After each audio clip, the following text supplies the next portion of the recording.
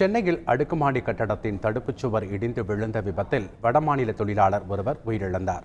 Chennai அமந்தைக்கரை Ayyavu colony Balavinayagar தெருவில் 2 மாடி கொண்ட அடுக்குமாடி குடியிருப்பு புதிதாக கட்டப்பட்டு வருகிறது. அங்கு தொழிலாளர்கள் இன்று வேலை பார்த்து கொண்டிருந்த போது 2வது மாடி தடுப்புச் சுவர் திடீரென இடிந்து விழுந்துள்ளது. இந்த விபத்தில் மேற்கு வங்க மாநிலத்தைச் சேர்ந்த நௌஷத் ஷேக் மற்றும் குஷ்முதீன் என்ற 2 தொழிலாளர்கள் இடிபாடுகளில் சிக்கிக் கொண்டனர். அவர்களை சக தொழிலாளர்கள் உடனடியாக மீட்ட நிலையில் நௌஷத் ஷேக் சம்பவ இடத்திலேயே உயிரிழந்தார். பலத்த காயமடைந்த குஷ்முதீனை போலீசார் மீட்டு கீழ்ப்பாக்கம் அரசு மருத்துவமனையில் சிகிச்சைக்காக அனுமதித்தனர். இந்த சம்பவம் தொடர்பாக அடுக்குமாடி கட்டட உரிமையாளர் செல்வகுமார் என்பவர் மீது போலீசார் வழக்கு பதிவு செய்துள்ளனர்.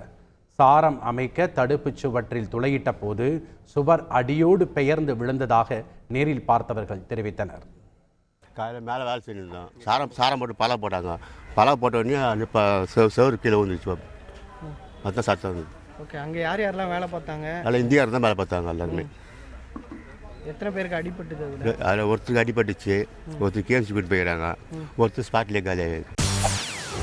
செய்திகளை உடனுக்குடன் தெரிந்து கொள்ள உடனே சப்ஸ்கிரைப் பண்ணுங்க.